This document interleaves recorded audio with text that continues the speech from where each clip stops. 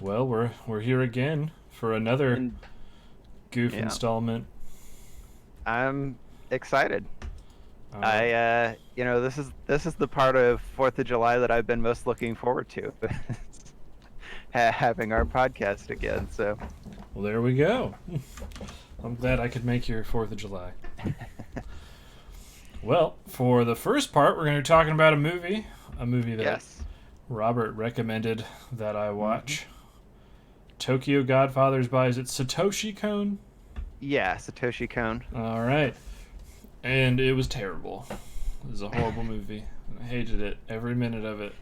hmm But no, it was very good. I liked it a lot.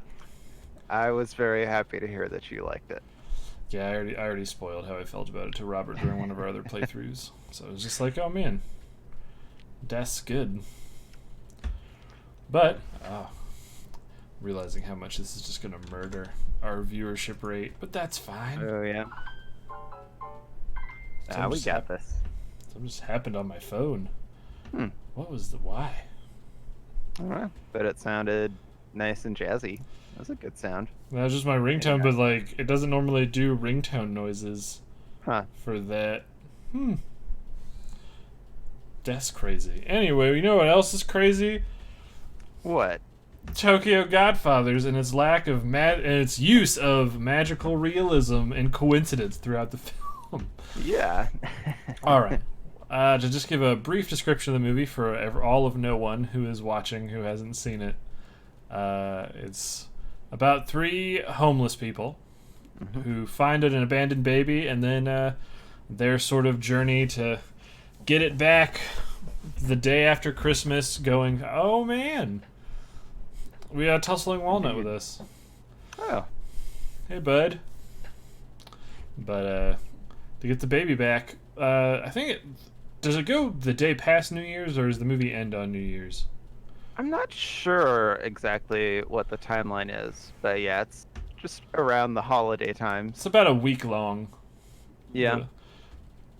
The but the movie stars like one of the characters, Gin. He's the dude on the right who you can kind of see the top of his eyes on the Yep. thing. Is Looking all surly like. he's the surly old man hobo that's in like so much stuff where he's like, I'm just a piece of trash. Tried my best. Society's stupid. Bleh. hmm And then in the middle of the girl, we have Miyuki, and Correct. she is a runaway who's been on the run. I think it's 6 months, Yeah, I think that's right. and she's kind of just. I think she's like 19. She's not 20 yet, but she's just kind of. She's like a brat, but I don't know. She's likable. And then the one who you can't see because Robert's beautiful face is over this character's beautiful face is Hana, a homosexual transvestite hobo Yes. who is just a pile of problems for Japanese society at the time. And well, I'm gonna say before I say anything, why you really liked this movie, Robert? What do you really like about this movie? Why did you recommend it for this Well, go? so, um, I mean, there's like a lot of things that I love about this movie. Partially, I really just love the way that Satoshi Kon directs things, the way he'll like use shots that juxtapose things or use shots that like where you move from one thing to another and the two are kind of tied together. Mm-hmm. But I also like this is a movie that I have a like genuine emotional reaction to every time. Like there like I cry a number of times during this movie whenever I watch it because I really feel for the characters and the emotional arc of their journey is something Okay. that I find really relatable. So, Well, on that note, what are some of the scenes that? Because I'm curious, because like this movie, which I really liked as like a story, didn't really have any moments of that where I almost cried or anything. yeah. Didn't hit me there. But what were some scenes for you that like really hit? I'm curious. So, I guess if I can pull this back a little bit, I think one Mm-hmm. of the big like themes of the movie is the idea of like people having things in their past that they're running away from or hiding from or just like not ready to deal with yet. Mm-hmm. And over the course of the movie, they kind of end up forced to deal with those things. and end up like in a better place as a result of it.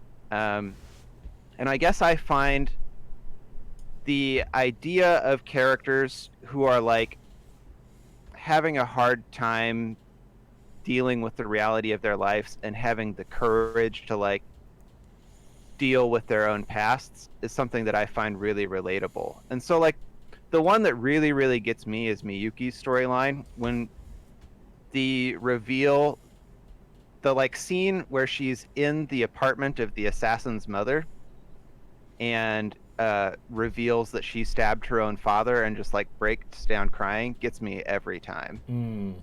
Um, but there's just like, I don't know, there's a lot of scenes like towards the end too when her father shows up, I get all weepy eyed. So Okay.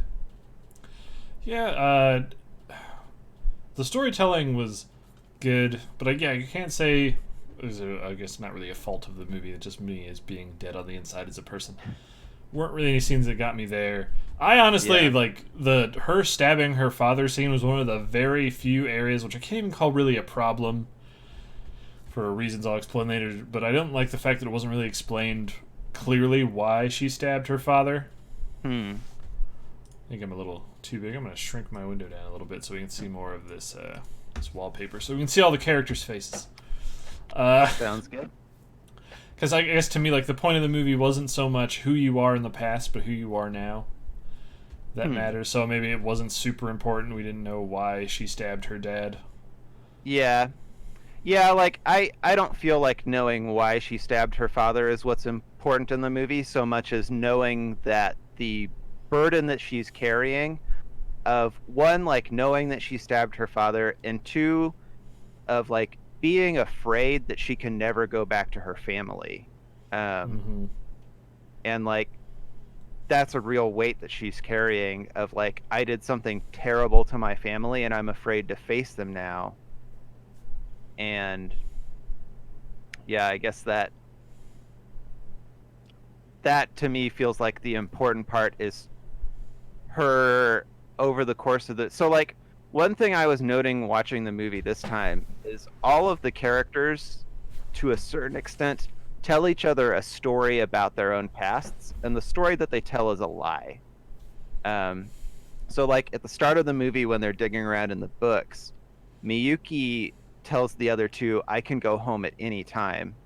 But like you realize by the end of the movie, she doesn't believe that she actually can go home anytime. Yeah. Hana tells a story about how she was abandoned by her own mother and how like having a surrogate mother doesn't fill the same role for her, or like how no, I got that wrong. She says that like sometimes a foster mother is better. So we get this like picture of her having a strained relationship with her real mother or none at all, but that is also revealed to be a lie.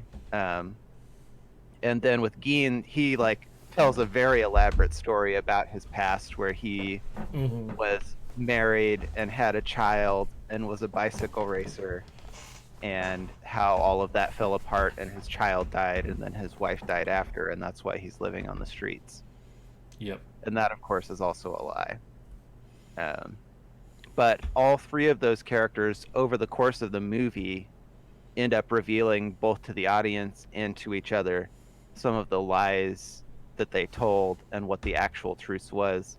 And it's in the course of revealing those truths that I think their internal burden is lightened a little bit. And I feel like if the movie continued longer, you'd see all of those characters have their lives improved because they've dealt with the things that they didn't have the courage to deal with. That makes sense. I didn't really think about the whole everyone lied part, 'cause aside from like Geen's was very much like the most obvious lie. Yeah. But to me, the biggest thing that, so aside from the magical realism thing that I want to talk about later, was the whole idea of this movie focused around so many things that are in especially Japanese society, which, note, I've never lived in Japan, but I've experienced a lot through media coming from there of that is either like ostracized or on the fringe of like what is normal. The homelessness being the most obvious one. But where the movie even started is what surprised me, is it started in a Christian church.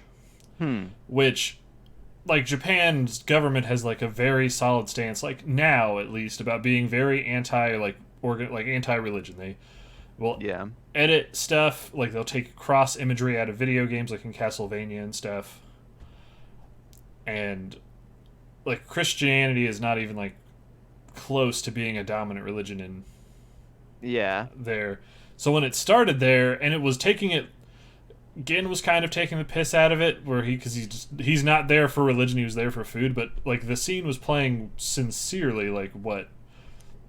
Yeah, the scene plays sincerely, and even though we see Gin not taking it seriously, we do see Hana taking it seriously, and like she's trying to get what she feels as like a certain wisdom out of it, or like something is emotionally fulfilling to her about that experience. And that had surprised me. I wasn't ready for that one. And then Hana as a character as a whole has like so many things that I almost called her, him, her, but the fact that one, she is homeless, two, that she is gay, and then three, that she is like in that realm of like transgenderism, is that she wants to be a woman.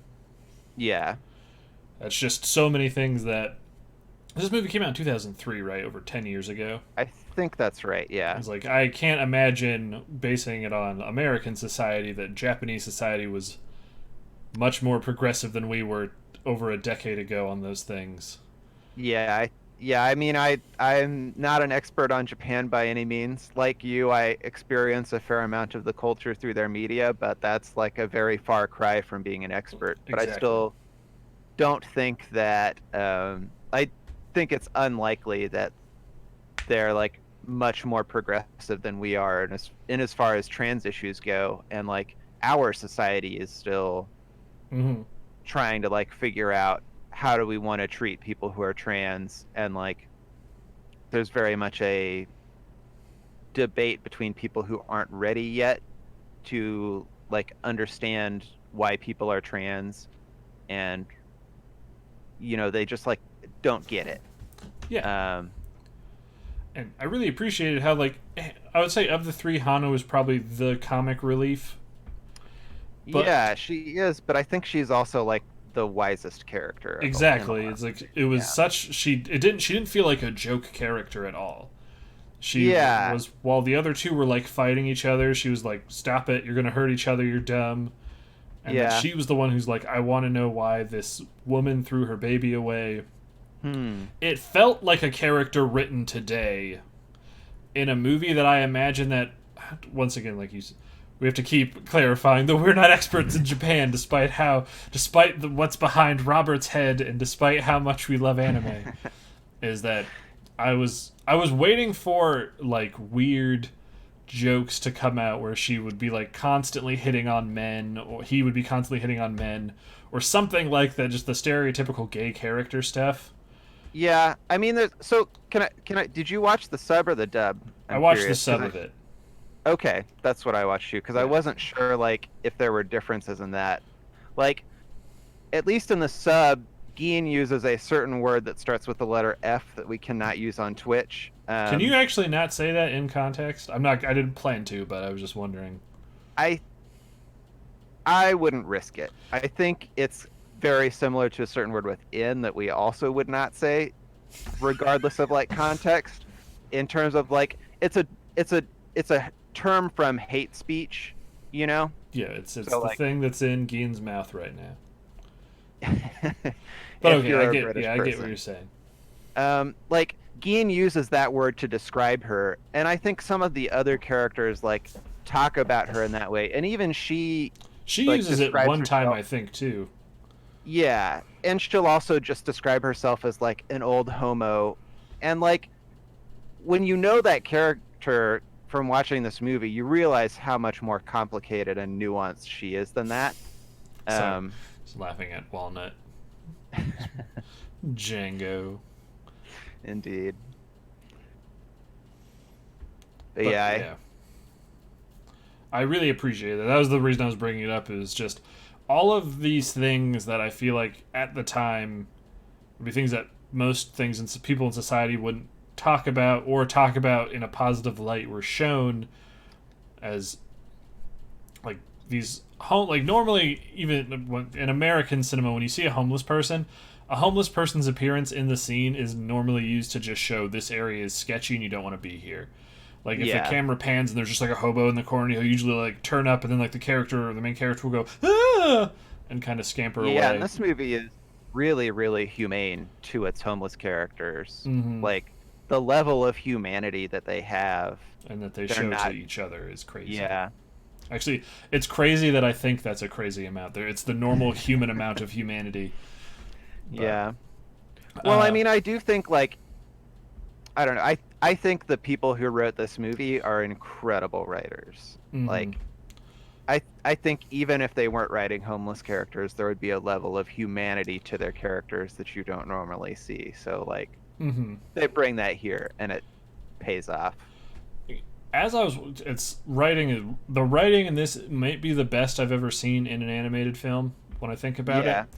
And it was so good that it didn't feel like I was watching an anime. I felt like I was watching a live action show that happened to be animated. Like it felt like it was real people. Hmm. And I was wondering, like, how would this movie be different? Like, this is a movie that could be relative. I don't think it could impossibly be done with like live action actors. There's no giant robots, stuff like that. But there is stuff in the movie that the fact that it is animated, it ends up being way better. I don't think I want to see the live action version of this movie ever, but Well, just it, compared to stuff like the live action Attack on Titan or a live action Death Note, like they yeah, could. the level of like crazy supernatural or sci-fi stuff that you have to render is Mm, not there. There's some like very surreal scenes, like a dream sequence, and just like scenes that at least seem surreal or strange at the time that they happen. That like you'd have to bring some special effects to, but they'd be perfectly doable. the only one I can think of is when Gin is beat up and he sees the Angel Woman. Is there another one you're thinking of? Well, like the dream sequence with Miyuki where she reveal it like shows her stabbing her father, but then her like mother's in the background and her mother turns into Hannah and tells her Angel's right here, and Angel is the baby Kyoko, and the apartment that they're in slowly turn like the materials that it's made out of turn into like cardboard and like the materials Oh, that their okay. house would have been made out of. So there's like a shift that you're seeing in the scene that you would have to figure out how to do. Well, to be honest, I don't think it like it changes on camera. I think it always changes after Probably true. cuts. So like that Yeah. would be easy. You just have to keep filming the same scene just in a different environment. Like I Yeah. think that would actually be really easy to do Hmm. in live action. But there are scenes like the very end when Hana is falling while holding the baby and is that and then the wind catches the like the tarp she's on and it blows her back up. Yeah. That would look really stupid Yeah. without really good budget. So the fact it's animated, it all kind of just seems and it makes sense. Yeah. I also feel like the way that you can exaggerate the facial expressions of characters in animation Oh really yeah, helps this movie in a lot of ways. Like Hannah's faces in this movie were over the top and spectacular, wonderful. yeah. But okay, kind of getting into bigger things. I kind of wanted I Mhm. mentioned magical realism and some other stuff like that. Is the amount of coincidence in this movie is ludicrous Yeah. to a point that like when it started happening, like oh they just so happened to this, just so happened to this, and there's so many. I'm trying to get onto the train of like where they first start happening. Hmm. Like shit. I'm trying. So I feel like Yeah. they first start happening when they find Kyoko. Mm-hmm. And I wonder if we're supposed to like I think the movie doesn't want us to know for sure whether or not this is true, but I think there's a potential reading of this movie where Kyoko is like supernaturally lucky Mm-hmm. and being in her presence brings luck to everyone around her. Yeah. And so like you're seeing like all of those coincidences are lucky, but then there's also like a shot that I remember where Gein's watching a TV The and the lottery. lottery has been won by just a series of ones. So like something about Kyoko's presence in the world is maybe the explanation for that, or maybe not. It's hard to say. Like that's That the thing with oh sorry. surrealism. It's like you're blending elements of reality and dreams, you know. I don't know if I'd really call this movie surrealist, Hmm. but like it's not, to me it's not truly weird enough to be a Yeah. surrealist. Like to I me, think it's sorry. I guess it's partially for me I'm saying that just because when I think of Satoshi Kon's other two films, which are very surreal, Like I guess I tend to think of him as a surrealist. And so, like, when I see the dreamlike elements that do occur in this one, or even the things that are just like coincidence, I'm willing to attribute that as like there's a certain level of dream logic going on. But but like the when they're in the convenience store and the dude starts picking a fight with them, which seems like it's going to mhm. be a bad thing, like there's going to be a fight, and then an ambulance just crashes into the side after they leave, like right where they were. Yeah, And then I don't know. I really like the line is the guy who gets out of the ambulance, everyone kind of stares at each says other and call it call an ambulance. ambulance, and it's like that. And then when Hana and Miyuki are walking on the bridge, and Hana is talking about how she plans to, like, she's jokingly talking about killing herself. And she's like, I'll take off my shoes and then calmly walk into the water or jump off a bridge. And then just behind them is a woman doing that exact same thing. And then that Yeah. just Well, she's happens. not she's not talking about killing herself, right? She's saying we have to find the mother soon because she might kill herself. Well, no, what Hana is talking about killing herself because she says she may have done something unforgivable by not taking the baby to the police because Hmm. the parents may have already killed themselves. And she says, if I Uh, find that out, I'd have to kill myself. And she's like, but I'd do it with dignity. I'd gotcha. take out. Anyway, just the thing she's talking about ends up happening right next to her, and Yeah. it's the woman they believe to be the mother because the mother Hmm. realized the baby. And Tokyo has millions of people in it. So that happening, the scene at the end where, like, they fall off the building and are saved because a gust of wind catches the tarp she's holding onto and blows her back up so she can land. That's ridiculous. Yeah. The thing. There's a cut that I remember where like Hannah and Miyuki have just rejoined, and Miyuki asks Hannah where Geen is, and Hannah says he could be dead for all I care. And then you cut to Geen who says I'm dying. But then even after that, the coincidence again of a drag queen finds Geen and takes him to the mother character that Hana and Miyuki are heading to at the same time, Yeah. and it's just like, oh, there's a bunch happening at the beginning that are like small that in writing using coincidence is terrible. Like it's such a lazy thing to be happening, but the fact that it kept happening made it so deliberate that this is supposed to be happening. That Yeah, it's like the same thing in like a Vonnegut book where there's like 1,000 coincidences happening, but you understand that's part of what's going on. And I was like, that's really neat. But the thing you were talking about before with Geen, where he gets the lottery, is I think it's really interesting how that shot works. Is he sees the lottery happen, and then he looks into his pocket and remembers he has a lottery ticket, and gets really excited and jumps up. But then he doesn't even really look at his lottery ticket before he just sits back down and goes, "Oh." And it's a scene where Kyoko isn't with him anymore. Hmm. So it's almost like he realizes he doesn't have luck anymore, so it's like not even worth looking at his lottery ticket because he clearly didn't win that. But for a moment, it feels like, because that's near the end of the movie, so much lucky things have happened to him where he's like, I could have won the lottery today too, and then he's like, wait a minute, no. Yeah. Well, and another lucky one is like when they go to the hospital, like Miyuki's sitting in the lobby with Kyoko the baby, and that nurse comes up and starts Mm-hmm. talking to her, and the nurse is like, "Oh, my name is also Kyoko."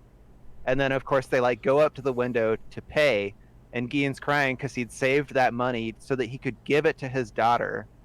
And they like put it on the counter and look up, and the nurse who's there is Kyoko, who is Gion's daughter. So like it's a coincidence that the baby was named Kyoko, which is also the name of Gion's daughter, and then that the money that he'd saved to give to his daughter, he thought he was giving up to pay for these medical bills, but he gives it to his daughter.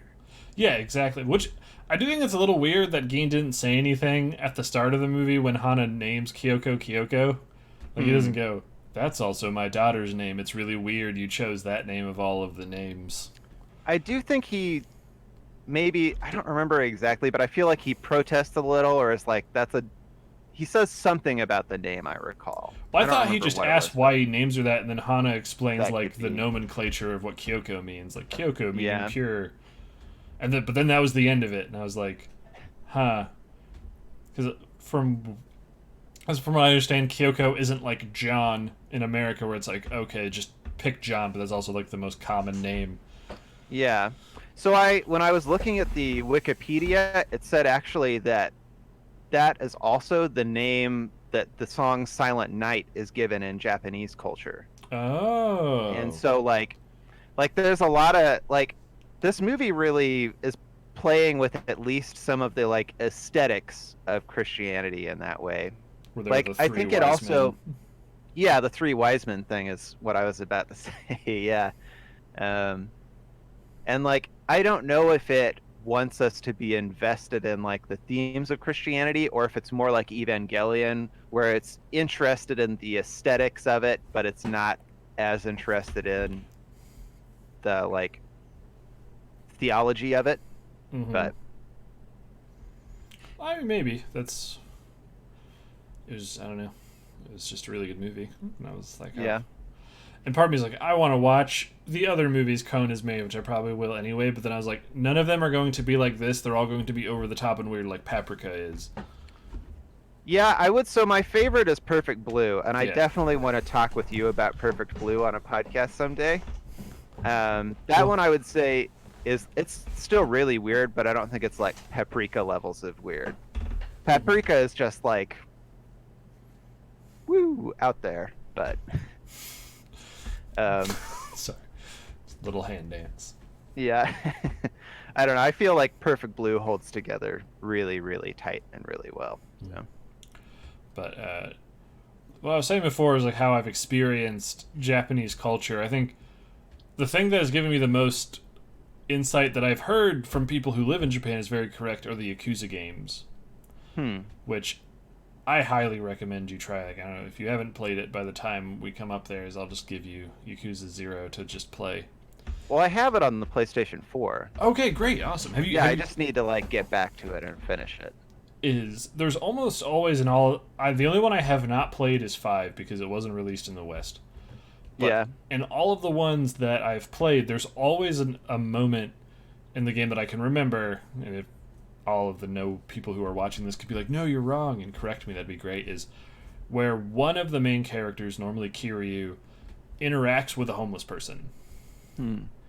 And you kind of see like how homeless culture works there, where they're almost never. Oh, hello, 31899. I'm not sure what has said was agreed to, but they say they agree. You're a very agreeable person, so Who is? you. Oh, thank you. Uh, those games also kind of shed like a noble light on homelessness. And Yeah. there's usually a part where a bunch of dick kids come and they're like, we're going to beat up homeless people. And then Yeah. Kiryu beats them up. And in the scene where the people come to beat up that old man who had died, and Geen, I knew it wasn't going to happen, but in the back of my mind, I was just waiting for Kiryu to dive in and just kick the shit out of all these kids. And then they didn't. If only. Like that, I'm sure it happens in American culture because terrible people live everywhere. Yeah. But the idea of like cleaning up areas by going and beating up homeless people is something I've seen a lot in. Hmm. It happens in basically all of the Yeah. Yakuza games, but then like in a lot of manga and anime that I've seen. Hmm. So I wonder if that's like a specifically big problem around there. Yeah, I don't know. Because it's normally young kids who go and just wail Yeah. on these older It's homeless people who can't protect themselves. Yeah, it sort of seems to me like in some of those scenes, maybe though that's just their excuse. Like they're just stupid young kids who are out and want to beat the shit out of something, and so Mm-hmm. they're able to like justify it morally to themselves, even though it's like very transparent from the outside how false that is and how fucked up that is. But like to those characters in their minds, they're thinking like we're doing a good thing. Yeah. Did they ever show that, like, how did Geen get his money back? I don't know. Because one of the kids clearly takes it, and then he has it again later.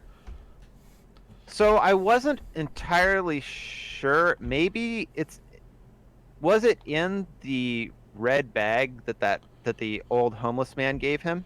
No, that No. was just a bunch of. That was another thing that they, because the movie ends before they can really deal with that. Is that was just a bunch of other money, and that was a lot of money in Yeah. that bag. That was, when I looked it up too, I was like, that equivocally could have been like almost $1 million US in that bag in bills. Oh wow. Like that was the biggest denominations. But no, because it was in that white envelope that they take out of his pocket, and then Huh. when Hana, they have to pay Hana's bill from, what was she dying of? Like, she was coughing up lots of blood, and she just got to lay down and feel better, which was another thing, magical realism, whatever. Is Yeah. that when he has the money and they're about to pay and they're both like crying and holding it, it's the same now crinkled envelope of money. Hmm. So I'm like, how did he get it back from those 4 hooligans who all had weapons? Yeah, I'm not sure. Huh. That was another thing that I was like, that's weird, but there was so much coincidence and magical realism in this movie that anytime something didn't make sense, my brain just, which is in a sense kind of lazy, I was just like, fuck it, whatever. It's because the reality of everything needs to happen for this movie to keep going, because this is a godchild. And the fact the baby talks at the end of the movie Yeah. was another thing, which was just like, I guess this was the closest I can think of to a Japanese Christmas miracle movie, Hmm. which there are so many of in American, like things like Miracle on 41st Street, Yeah. and that's it. That's the only one I can think of. It's a Wonderful Life. That's another one.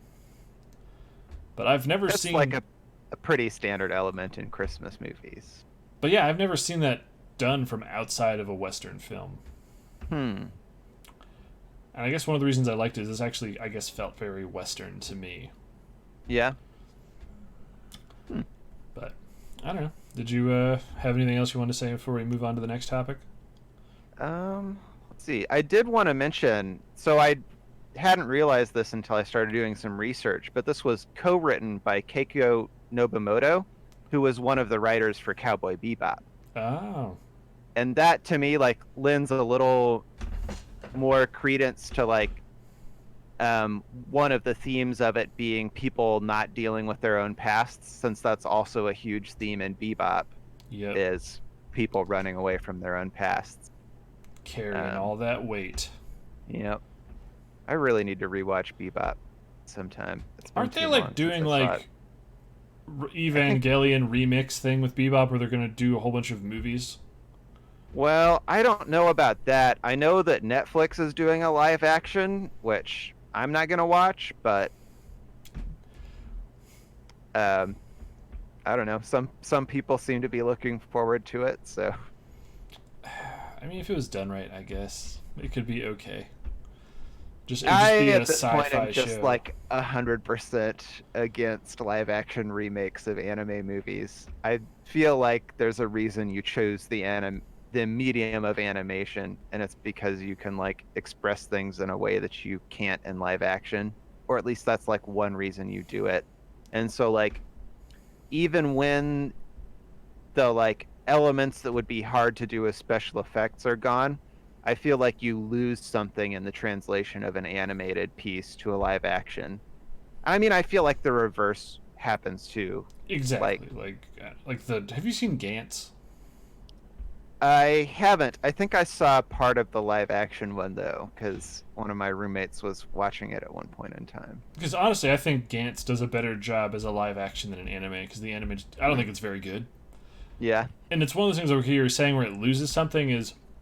I think also one of the reasons you do something animated is because making a car blow up in animation is way cheaper than blowing up a car. Yeah. So you do that and you're like, oh, so I don't know. Cowboy Bebop could work. I don't know. Something like Paprika wouldn't work. Or Yeah. Redline wouldn't. You couldn't do that in live action without it looking For like sure. horrible garbage stuff. Yeah. Well, I mean, like, especially with Redline or also like Studio Trigger stuff, the way in which Mm-hmm. it's animated is so distinct that it's just a part of what it is, and I don't think you can separate that from like what makes it good. Yeah, but like with anything, like there's like slice of life animes where it's just this is the story of a girl going to school. You could do that in live action, and it'd be fine. Yeah, But for you shows that go, this is animated because we wanted to animate the shit out of it, then no. So Cowboy Bebop, I don't remember any really points of that where the fact that it was animated, like oh this is animated so well that this couldn't be recreated in real life. yeah. But I mean, I it's been a while since I watched it. Like I said, I need to rewatch it. I I I am maybe just so deeply biased against live action adaptations that I my brain can't wrap my head around the potential of it. I But mean, I'm against the Netflix Witcher remake. That looks weird. yeah, it doesn't sound good. I guess I never played the Witcher game, so I don't have an emotional attachment to that story. You need But to play Witcher 3, Robert. yeah, Like you can just start there. we can do that when you guys move up here. We can What do you play mean? that on stream. It'll be No, that fun. will not be a. That game is No, so big and long and detailed. No, that is not a good fair streaming enough. game. All right. Well, I just then mean we like can't do that. get it on the PlayStation and just play it. It's so good.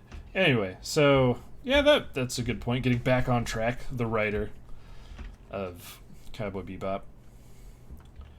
Anything else you want to say? I think I've said everything I See, wanted I'm looking to. through my notes just to make sure there isn't anything else I wanted to say. I took a lot of notes on this one. No, I think that's it. All right, well, let's get on to the second half. Talking about video game stuff now. Yeah. And we're talking about what powers, finger quotes, from video games we'd like to have in real life. And the one, Yeah. like you brought up the one that you wanted to talk about, like the thing that kind of spurred. Yeah, the one that was like an example that made me think of this topic was the idea of like in video games when you want to go to sleep, you just like immediately go to sleep and you sleep for a predetermined number of hours. How nice that would be to do in real life. I brought this up to Will, and I knew immediately what his was going to be, and he was just like an inventory system, which is true. That is something I would love to have. You just go to Walmart, and then you just fill your pants with ham sandwiches and toilet bags. I don't know what a toilet Yeah. bag is, but just Well, an whatever. inventory wheel would be really nice too, or like a weapon wheel. Like, What would you have on your weapon wheel, Robert? well, because I use a lot of tools at work, so I'll have Mm. like two or three different cutting tools and a marker and a roller, and those are like all things that I have to swap between when I'm doing my work, and it would be nice to like just be like, boop, now I have this in my hand. Now, if we're going by inventory, would you be willing to still do that if you had to go by Bethesda rules? What were the Bethesda rules? Where it's you had like say your max carry weight is like 100 Yeah. pounds. The moment you have 100.01 pounds, you can't move anymore. Yeah, I mean that's fair. That would be like true in real life anyways, right? That there's like an upper limit to what I can carry and still move around with. So like, Sort of, but that's the same as like I'm carrying 800 machine guns, which keeps it at 100. But then the moment I pick up a flower, that brings it to that. Then I'm like, ugh. Oh, have you considered a belt, Robert? Oh, get slam danced on.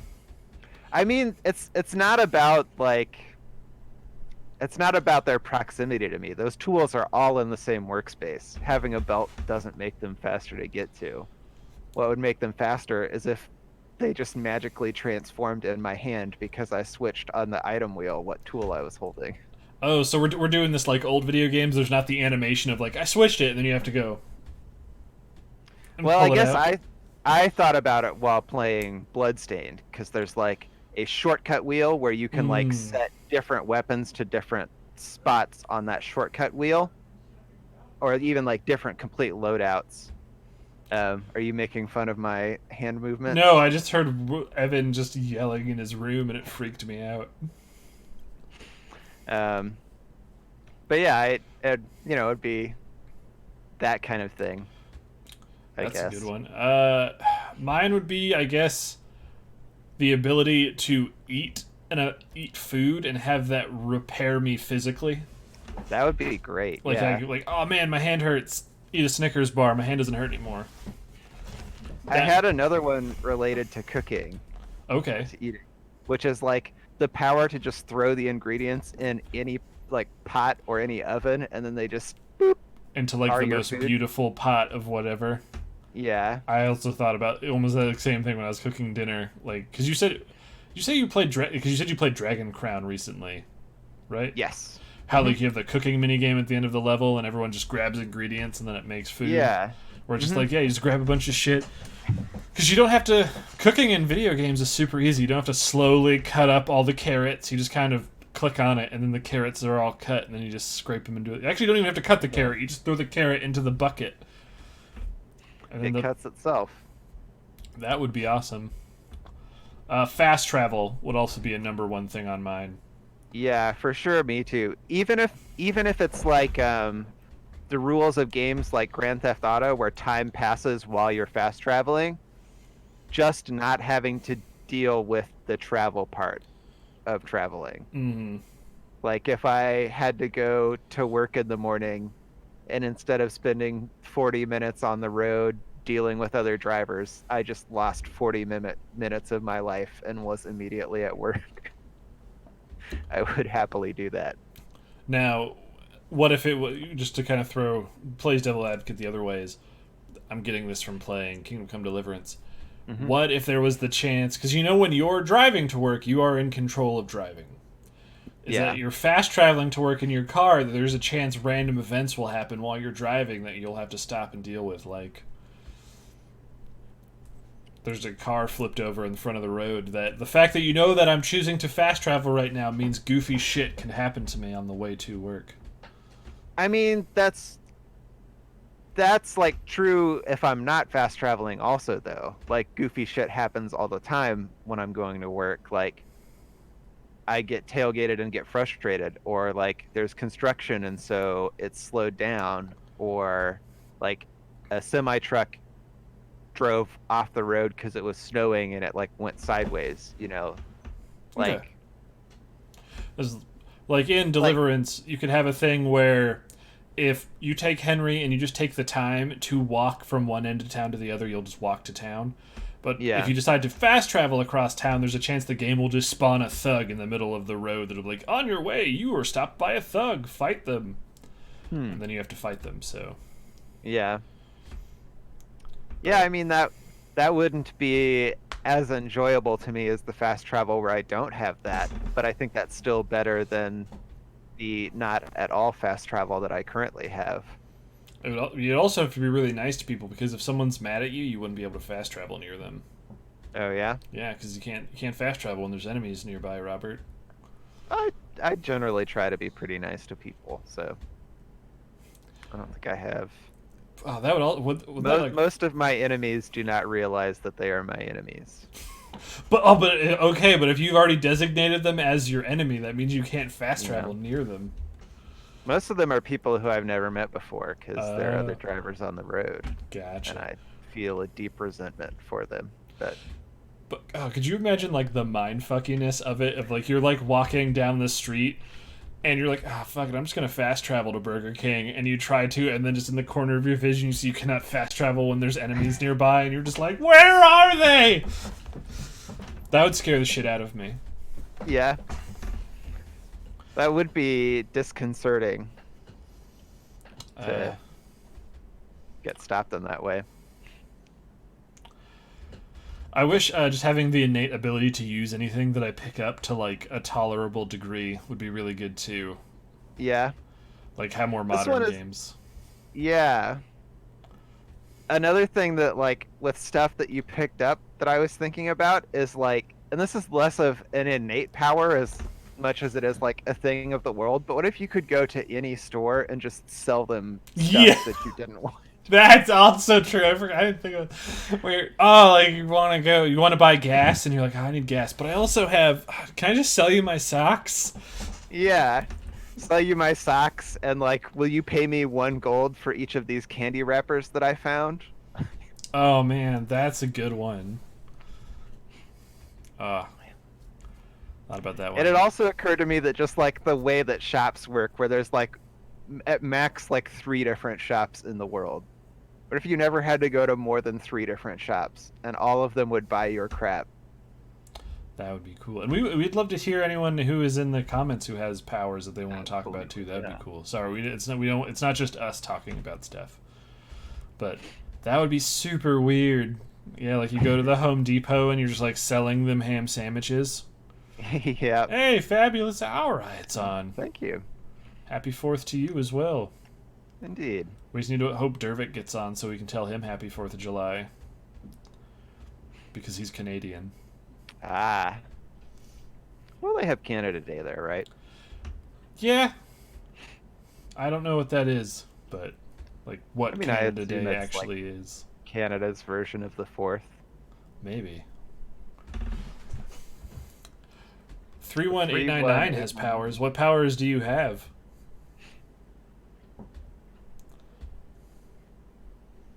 As we get really quiet. What powers? Yeah. So I have plenty others. Oh yeah, like I would love the VAT system in real life. That would be great. Yeah. Just being able to Just be like pause everything and just look around and be like, punch! And that's another thing that would be great for cooking. Like if you could use the VAT system on the carrots that you were chopping. and you just shoot them. Yeah. But there's a chance you'll miss. Like you're trying to That's true. melee the carrots. But that could also happen in real life. I have never took a running start at carrots to try to hit them with a knife. Yeah. What? 31899 so he can clean his tongue by pinching himself. That is an interesting ability. I would definitely like to hear some elaboration on it. Like, but yeah, like what are the benefits? I I guess mean, having clean, a clean tongue, obviously. Like, does like it the rest scrub of it us. of microbes? Like, how clean does it get? Some other. Okay, what are some other ones you have? You said you had a bunch. Okay. So the idea of having a heads-up display is really appealing to me. Like, partially it would just be nice to, like, have, like, the, like a bar of, like, here's my general health, and you can keep an eye on that. But also things like, if you had an arrow that pointed towards whatever quest you were working on, or even just, like, a quest reminder list. Like, at work all the time, I'll like get there in the mornings and be given like, here's 3 or 4 things you need to do today, and so I'll pop out my little notebook and write them down. Gotcha. But like, and then like I have to pull my notebook out to remind myself of stuff and that kind of thing. It would be super dope if I could just like look and that was in my heads-up display. I think that'd be something I wouldn't like at first. I don't think or if I'd get used to it, because that's just me. I'm really used to if I see anything kind of move in the corner of my eye, I immediately look at it. I think I would distract myself by looking at all of my bars all the time. But in that same sentence, he doesn't need breath mints. Or they don't need breath mints. Sorry if I assumed that you're a dude. You're saving like $5s of dollars every year by not needing breath mint. That's true. But a status screen would be something I would like. Yeah. Especially someone who like me who's basically a hypochondriac. Mm-hmm. Like I'm like, oh man, I found this lump in my arm. I can just go and be like, oh, it is cancer. Cool. Or the inverse, where you're just like, nope, we're all clear.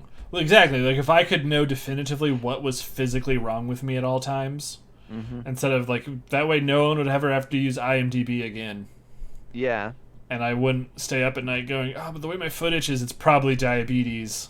Right, IMDb or WebMD? Did I say IMDb? Oh my god. So. Take that, movies. No, I meant to say WebMD. That's what I figured.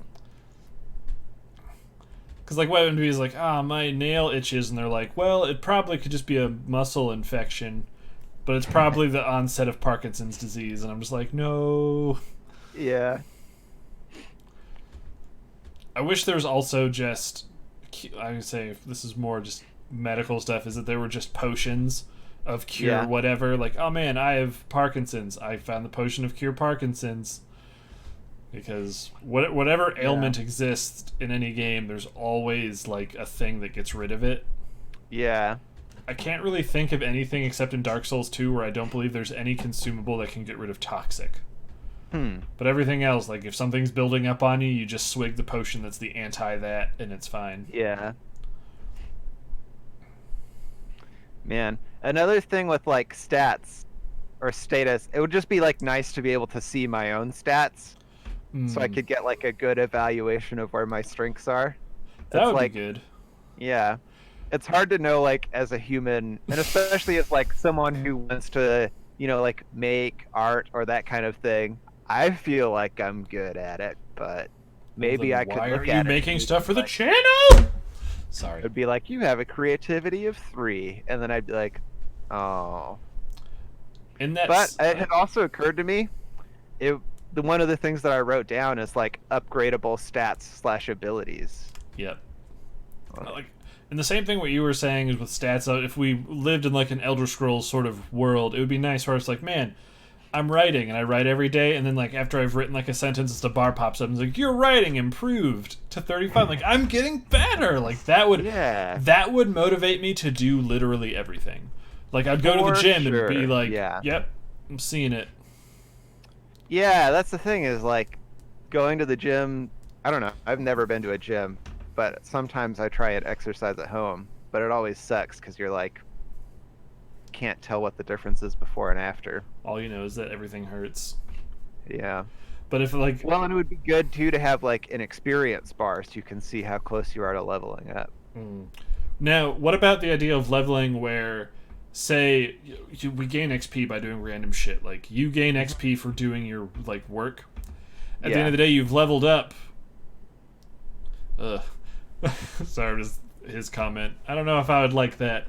I don't want to go to work and then have all of my coworkers fall through the floor. Yeah. As the collision fucked up. But, I mean, that's true, but also, like, you could just see, you could tell whether other people could see you or not. You could just, like, crouch in places and tell. That's true. I also don't want to live in a world where I know everyone else has access to console commands. Yeah. That's scary. But, that would be frightening. Like, you leveled up at work, and your work involves, like, dealing with chemicals or whatever. But because you leveled up and got, like, a level up point for skills, you could spend that on getting better at horse riding. Like, you can just dictate points that had nothing to do with how you got better at doing a different thing. That would be convenient, but I don't know, I guess I like the leveling system better where, like, what you're doing is tied to what levels up.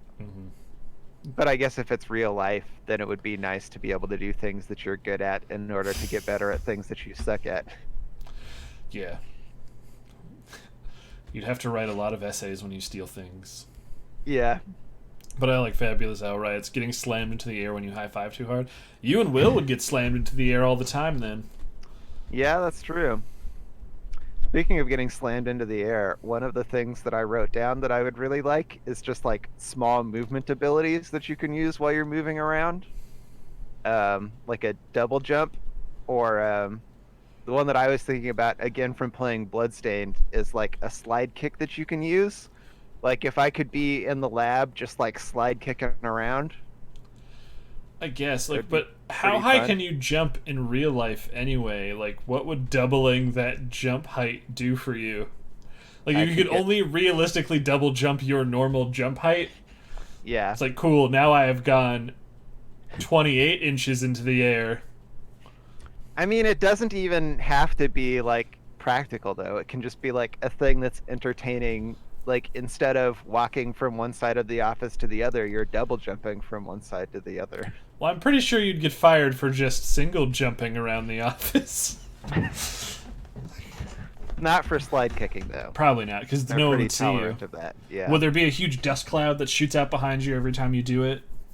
Maybe. There's some other things. I mean, movement abilities, I wish I had the ability to mantle on things. Yeah. I have no upper body strength. Mantle on them? What? Is that like jumping and clinging onto it? Well, like, you know, like you mantle things in video games, like there's a ledge that's like 7 feet up and you just tip and you just pull yourself up. Oh, and then you like pull yourself up, yeah. Yeah, I can't do that shit would be in real good. life. Me either. But just being able to mantle on things that are just slightly higher than me all the time would be really cool. Yeah. I wish I could barter for everything. Yeah, that'd be great. Like, There are people who think you can do that in real life. That I've is worked true. as a cashier enough times to know that. Yep. Because I know I am no George Clooney or Denzel Washington, but I'd say charisma would be one of my higher stats because I have no strength or agility, so I have to have it somewhere, and clearly luck isn't working out for me. But charisma's it's like walk into like McDonald's and they're like, oh man, I want a McChicken. I never would eat a McChicken, so that's why this is purely fantasy. Is like that's $1.09. I'm like, what if I gave you 58 cents? And they're like, bring that up to 75, and I'm like 62 cents, and then I get the chicken sandwich, and then my reputation across all McDonald's goes up. Yeah, that'd be pretty dope. There'd be a lot more loose change that people would have to carry around though by that system. Yeah. I'm trying to think of some other ones. So one that I had thought of is just the ability to change clothes anytime, anywhere. Just quick swap. Yeah. Like, wouldn't that be nice? Yeah. This is kind of a weird one. Like, there's some games where you have to do it, not including The Sims, but this is gonna like out me as like a weird gaming garbage person. But I guess not having to really take care of yourself. Like most games, you don't have to sleep or take a shower. Yeah. You're just always able to keep doing whatever you want to keep doing. I like also sleeping. Want that. Is like I take showers. I've never really enjoyed one except for like when I'm really sore or something. But it's just more of like a chore. It's like if I don't do this, I'll smell really bad and get a skin disease. That if my body was just clean all the time, I would love that. Yeah. For me, like, this is gonna sound crazy, but I think like if I had the choice to just like never have to eat again, I think I would do that. Like, I mean, and I eat for pleasure sometimes. Like, I enjoy doing that, but like, I'd rather just never be hungry ever. Yeah, that I would probably also pick that same thing. That would save you thousands of dollars a year. Yeah. You would never be able to starve to death. Yeah. And especially if it wasn't you can't eat anymore, it's just you don't have to. Yeah. Like if you just had a perfectly healthy metabolism that just like Yeah, that would be amazing. That's not crazy at all, Robert. Well, I think though I would probably take it even if there was the caveat that you can't eat. Period. Yeah, I probably would take that as well. It would make it weird, like hanging out with people. They're like, "Hey, come to dinner with my parents," and I'm just sitting at the table. Like, if I eat that, I'll die. Yeah. To get weird, I don't know. From Killer is Dead. Going on dates with women. If you do it well enough, they'll give you a weapon that can destroy buildings. That's kind of cool. That would be nice. One that I'd thought of was like in visual novels where you can pull up a menu to look at all of the conversation that came ahead of that. Would be really nice. I'd like to be able to just like pull up all of the conversations that I had before. That would make sense. Yeah. Could like if leveling up was a thing, like and it did it like MMO style, where like it would boo and like everyone could tell you leveled up. I feel like society would be better. Where like you're just like walking around and you just see a guy on the side of the street, woo, he leveled up, which means he's improved as a person. And I don't play a lot of MMOs, but like usually when someone levels up around other people, everyone will kind of just type like grats or something into the chat to be like, good job, you got better. Is that I feel like it'd be a lot more positive. It'd be like, boop, you leveled up. And be like, good job, Chad. Boosh. It'd be more positivity. That'd be nice. I would like that. But I would also just like to be able to level up at all. Now, what happens when you reach max level? Yeah, that's a good question. Do you just die? I mean, maybe you're just like the best. Or do you have to prestige where you get really shitty at everything again, but then there's just like a thing over your head that's like, he's only really shitty because he was literally the best at everything. Yeah. I TD. don't know what TD means. Touchdown.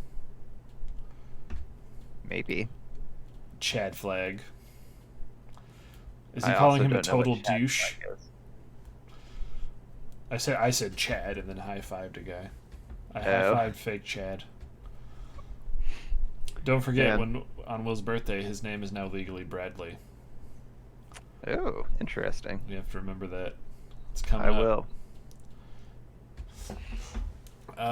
Some The other- one that like I don't know that I would use, or like I guess I want to phrase this question as how much money would have to drop from things when you killed them for you to just like start running around murdering squirrels. Oh, Like if every squirrel you killed dropped like $10, is that enough? or Where's that line happen at? are we gonna take it like even further? Go like Fallout 4 rules. Where there's a chance you step on that squirrel and then it drops a gun. Yeah, Like it's dropping things that are impossibly large for its body. just like drops from enemies. That How would- valuable do they have to be? Or not even enemies, but just like things. things that you kill. Yeah. You'd see a lot of people out in letting their grass grow pretty long. So then they could just go out in the yard and just spin. Oh, could you imagine Oh, mowing that'd in be Hyrule and it's just like the rupees getting in the mower, blowing it up? I mean, would you use a mower in Hyrule? Though? Would you just go out there with your sword and? Well, if you had to mow your lawn today, Robert, what would you use? I mean, I would just let it get longer. 'Cause Forever? I'm lazy, but yeah. To attract I more don't- monsters that you could then kill to get their drops. Yeah. All right, fair enough. I don't know. I think that'd make Evan pretty happy. We get roaches from time to time in our house just because that's what it's Yeah. like to be alive, and he doesn't like them. So he'd just be like, boom, and he like crushes it, and then it drops like a new pair of shoes. That would be nice. That finally there'd be an advantage to like if you have bugs in your house. Cause yeah, we don't have roaches here fortunately, but I remember I had an apartment once that had like roaches in it, and it was so fucking gross. I hated finding those little shits around. Quest markers in real life, that could be a thing. Like you're at work and you just look over and your manager is just kind of like looking around and she has like the little thing over her head and you're like, shit, she has new stuff I need Yeah. to do. I need to hide. Or also like side quests. Like what if you're just walking down the street and you see someone you've never met before with an exclamation point above their head? I mean, there are And side you just, like- quests in real life. They're just crazy people who are like, meh, my underpants are gone, and you sort of find their underpants. Yeah, but I feel like you don't get much from finding that dude's underpants in real life. What you get from that is that he's like, thanks for my underpants back. So, are you saying like in this new version is that if he's like, you find my underpants, he's contractually obligated to give you like a reward? Yeah, I mean, there's got to be some kind of quest reward, right? And he probably tells you about it before you even accept the quest. I don't know. It really depends. Like, what kind of RPG we're playing. Are we playing like an older school Dragon That's Quest kind of true. RPG, or are we playing like a new subversive one where it's like you've played the new Zelda, right? Breath of the Wild? Yes. Yeah. Okay, I guess mild spoilers. Have you collected all the Deku seeds? No. Do you know what you get when you get all of them? Uh-uh. Do you mind if I tell you? Tell me. It is a gold pile of poop. Oh, man. That's it. Nintendo pranked you. Yeah, you get... Fuck you, you did that. Now you get a pile of poop. That's pretty funny. So, like, it could be like that, where he's like, this is my favorite drink! And it's just, like, piss and Bud Light. What's the difference? In an old shoe box, and you're like, cool, this is technically a reward. But then I guess you could take that, because it's not going to be worth zero, whatever the universal currency is, I guess. Yeah. Then you take that to Home Depot, and you trade that in, you sell that to them, and they're like, I have to take it. I have to take this box of beer pee. Have no choice because we buy everything.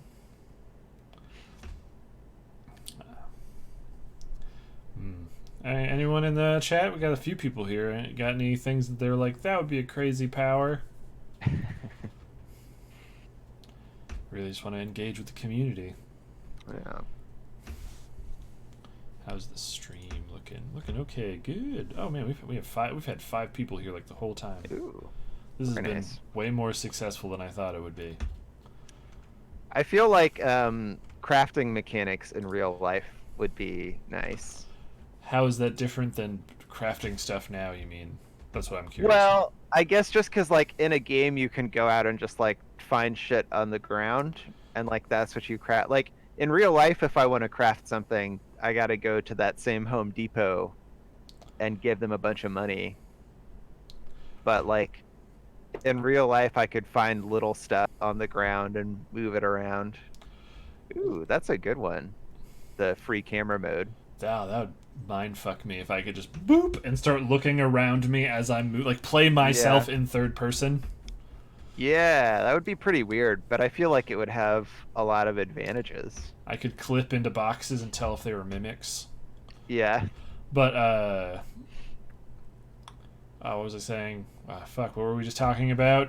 What was the one you just? Oh, craft. Now would it be like weird, goofy video game crafting where it's like to make this sword you need a stick and 3 rocks, and then you just That's what I was thinking. okay, you push them Yeah. together and it makes a thing. Mhm. Gotcha. Yeah. Because I mean, like, in real life, if I wanted a sword, that would cost me a lot of money. But if I wanted 3 sticks and a rock, Well, that wouldn't make you a that's sword. easy. That would make you, I don't know, like a club at That'd make best. A me a really stone long sword. club. And then I could take that stone sword and sell it to the store. Yep. Oh, man. I'm trying to think of some other like games where I'm like, that's really cool. I wish you could do that in real life.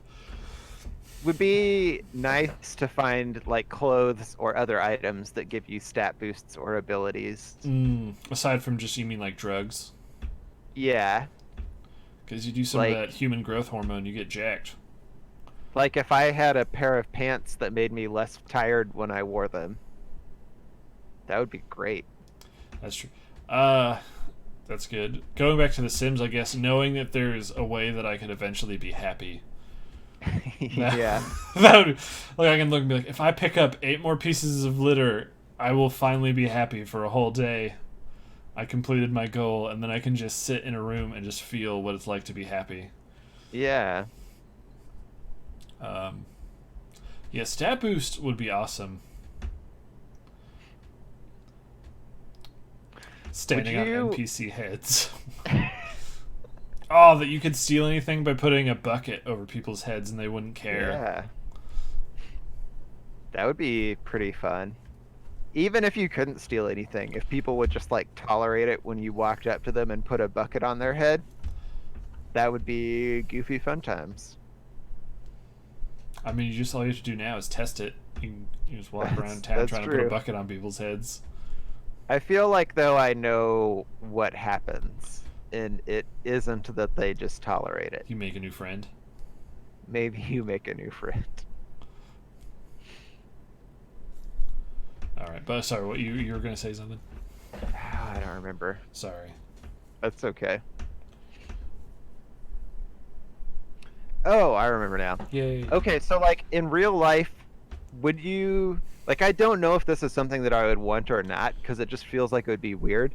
But would you want to see like conversation items or like conversations that you could have and the potential success of like things that you would say? Yeah, I wouldn't mind that. I'd also like that if we're going like with a Fallout style thing where it's like, here's the thing is also knowing if I talk to someone and if everything's grayed out, like I don't have to talk to this person anymore. They don't have anything new to say. I can just walk away. Yeah. But I feel like it's tempting at first, but then I feel like it would be a real like I mean, I guess like I don't believe in free will anyways. what I but was it gonna would say be, is like, such who's a writing blatant these things? display of yeah, like if every person that you talked to, you could see like there's with your current speech, there's a 75% chance that what you're gonna say will be successful.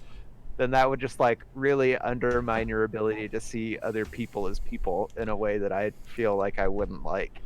I mean, I think if it was something like where if I was coming up to you, I was going to talk to Robert, and Mhm. I wanted to borrow your PS4, Hmm. but I got to in my head like, hey Robert, that's a really cool new figurine you got. I'm really sad. Can I borrow your PS4? And it was like, based on your skill, their skill, you have an 85% chance. then I'd be okay with it. But if it's like I go to talk to you and the world knows I want to borrow your PS4, and it's like then it just gives you 3 options to pick, and it's like, hey, dude, idiot, give me your game machine, and it's like that is a really low chance. I wouldn't like that. Yeah. But you're saying like not seeing them as people, that kind of feels, I don't know, like Deus Ex-ish, where you can physically measure like how good your odds of charisma are against their odds of charisma. I don't know if it would make me see people as less human at all. It would just change how I see the world in general. That's true. I think it would make everything into more of a game, which I think would be more fun, until someone started cheating and then the world started falling apart, because that's what always happens in these isekai animes. We gotta run. Yeah. Until the equivalent of Kirito shows up and ruins everything by being the best. Yeah. Fucking Kirito. Oh my god, if I woke up one day and it was Sword Art Online, I would go right back to bed. Yeah? You wouldn't want to participate in that world? Nope. No gracias. I feel like I wouldn't mind being like the person who just like has a shop in the town and maybe like goes out and kills some low level mobs to like farm for items and then you sell them. I don't want to do the Kirito role. I don't want to be in there clearing dungeons myself. But I don't know for sure that there are toilets in that world, so until I know that, I'm not okay. But I mean, maybe you also don't have to poop in that world. Oh, that would be another power. I would, never having to poop again. That would be awesome. That would be awesome. I would love that. If my body was just completely self-regulatory, that would be my ideal power, where I could just not have to worry about anything. Yeah, I almost might take that over the like sleeping thing. I don't know. Like if I never had to go to the bathroom again. Oh, like never having to shit versus never having to sleep? Yeah. Oh, I would definitely take the never having to shit thing. Yeah. I've done horrible things behind closed doors. Me too, buddy. Me too.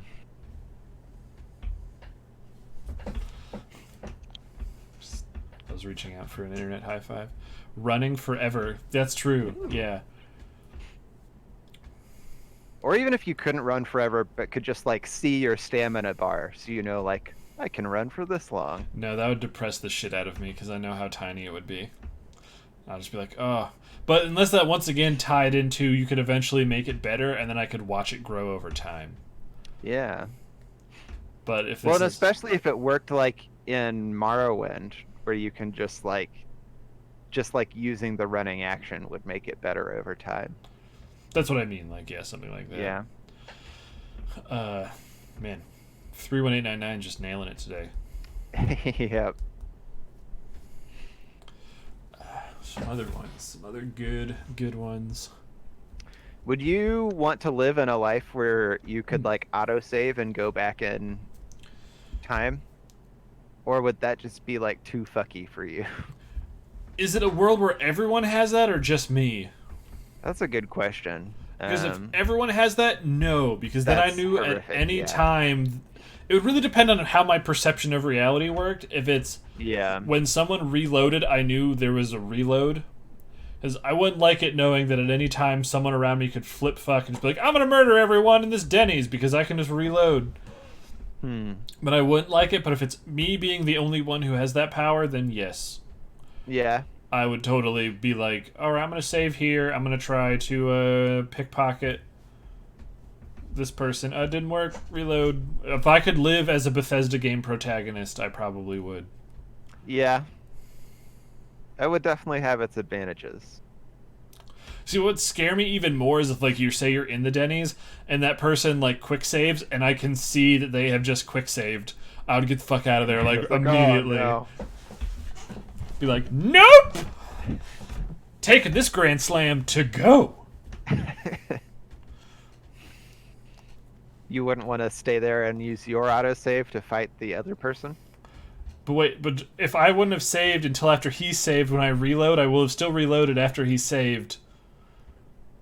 And I'd be stuck in a loop of getting then murdered all the time. That is the problem with this power.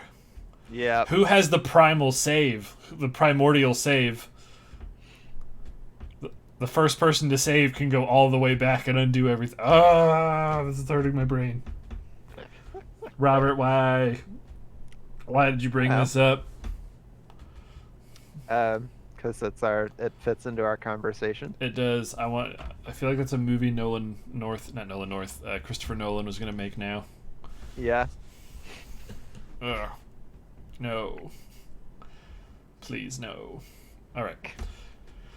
Because I'm trying to think of things where if it's a power I have, everyone else in society also has to have it. Rather than just... That's a good rule to set.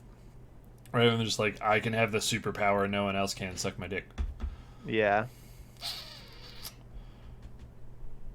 I would say, like going by Skyrim rules, not having durability on anything would be really nice. So that way, like, I can just keep using... Like, I would never have to worry about my favorite shirt getting holes in it. It's just good forever. Mm-hmm. Or even if it was, like, a game where you can repair stuff easily. Yep. But, like, I don't want to live in Breath of the Wild world where it's like I use my pencil 3 times and it shatters in my hand. Yeah, that would not be great.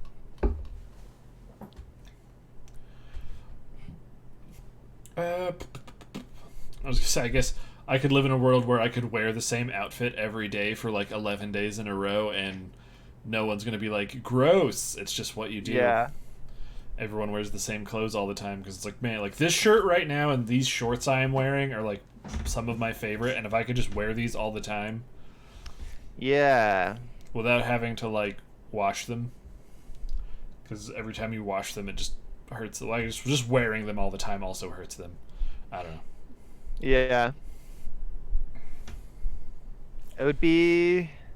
I don't know how useful this would be unless you were a thief, but it would be nice to just, like, know what doors are locked or, like, what places you are or are not supposed to go all the time. That one I would like. Or if I knew I was walking into somewhere, it's like, yo, people here will not like it if they see you here. Be like, all right. Yeah. I don't think I would like it if it's a society-based thing, because it would screw everything up. But once again, Kingdom Come Deliverance, they have a system that if you steal something and you hold on to it for a number of days, there's really no way for anyone else in the world to tell that it's stolen, so it just becomes yours. Yeah. So just be like, yeah, I went in and just took this stuff. And then it's just like... And I've never seen a game where if you steal currency, the currency is ever marked as a stolen item. Yeah. So I guess, I don't know, like if you robbed a bank... It's like, this is there's no way for them to tell if I took this money. This is my money now. I'm waiting for 31899 to just knock it out of the park again with another one that's like, oh. Yeah, they've had some good ones. Yeah, we burned through my list faster than I thought we would. I'm trying to think of like... A mini-map would be nice. That would also be really good. Just going back up to the heads-up display thing. Yeah. If I could tell from a distance who is my friend, that would be good. Like, stranger, like, I just look at them like, oh, that guy's a red arrow over his head. I'm not going to talk to him. Yeah. I think that would just lead to a much better society anyway, because no one could just bullshit, and I don't know. Yeah, everyone, like, you know when people do or don't like you all the time. Mm-hmm. And it would be a rough period, but then once everyone who is one side or the other is dead, then the people who are left will make a better society. Yeah. Attitudinal cleansing? I don't know what that would be called. We just know who all the dicks are, and we just get rid of them. Yeah. Or they get rid of all of us. What if there's more dicks than there are not dicks? Oh, man. That's the question that many philosophers and people attending orgies have asked. Indeed it is. That was a dumb one. I liked it, though. It made me laugh. Fitting? I'm not sure what that is. Is it supposed to be fighting and fishing? Like, together? Like you You pull can the just trout up and you punch it? or maybe separately. I don't know. Like I do not enjoy fishing in real life, but if it worked the same way that it does in Stardew Valley, I would probably enjoy it. If it was a world where like we talked how cooking and stuff worked and like poaching laws weren't a thing, like if I could just go to the park and I saw a fish in the water and I just like threw a rock at it and killed it, and then I pick up the fish and then walk over to a campfire and then just go ksh, and then just have a fresh cooked fish, I would totally do that. Yeah. Which like the other one that makes me think of that I would really like is if like anytime you used a bug net on a bug, it just went into your inventory. So Mm. like I don't have to kill spiders anymore when they're in my house. You I can can just just put them like inside of you. well, you just like capture them in the net and then you like they're in your inventory and then you take them outside and put them somewhere. Well, where does your Or inventory you use them for exist? crafting. Is it Fine. existing like fine? Huh? I'm really confused. Does your inventory exist like in a pocket dimension separate from you, or is it not on your person? I mean, I guess like in video games that's sort of the way that it works, right? Well, Or at least like a lot of the times it is. because how pickpocketing, like, if we're living in a world where we can pickpocket each other, like, unless we can reach through temporal spaces and pull out of each other's things, it would I have to mean, be on you. So you I just feel like you. So if we're using like Bethesda rules, like I feel like even though Bethesda inventories have a limit, like they clearly work where there's like you can hold more shit than you could in real life. So like, and also that stuff doesn't like you can be holding 15 swords, but they're just like somewhere and you can't see them. Whereas like in real life, if I have 15 swords, there's no way that you can't tell that I'm holding 15 swords. I guess what I was getting at is not so much the seeing it, is do you feel your inventory? Yeah. So if you were picking up spiders, would you feel the spiders in your inventory like crawling on you, but you could still go nope and drop them whenever you wanted? I guess in the version that I want, it's no, you can't feel it. They're Okay. just like in your inventory and you know that they're there and you could either take them outside or use them for crafting. I Could guess make potions with all of the spiders from my house. nice is the idea of like world cell resets, Hmm. where after 7 days all the trees we chop down grow back, or like all of the fish that we eat repops. Yeah. That would be really nice. That would help keep like the rainforest and shit alive. Yeah, that would be pretty nice. Until we did like the special thing where it's like, okay, this place will never grow back because now we've Civ sixed it and made it a commercial district. Hmm.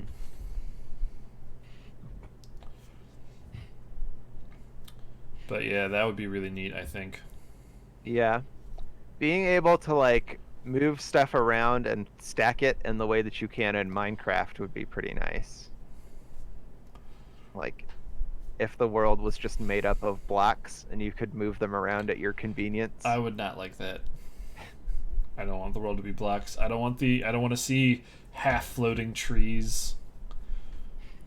Yeah, but so like the advantage of it is like if I needed to move this shelf behind me right now, it would be a massive pain in the ass. But you'd But have if to I could just punch like all of your break trophies. it down into blocks. Well, yeah, but when you punched them, they wouldn't get destroyed. They just go into your inventory. I haven't played enough Minecraft to be like so I don't really know how everything in that game works. Yeah. There's probably some destroyable stuff. There definitely is, but But what about creepers? They're Yep. gonna come up and blow all your Hatsune Miku figurines. that's true. And that would suck. Fucking creepers, man. Better stay away from my Miku collection. I don't know. Do you Miku's have a most Hatsune. precious figure? I don't know. I mean, I probably have one that's like the most valuable in terms of like what its aftermarket resale price is. I have some that are like favorites of mine, but Would I you don't ever, know if I would you have ever show one. them on stream? Yeah, we could do that sometime.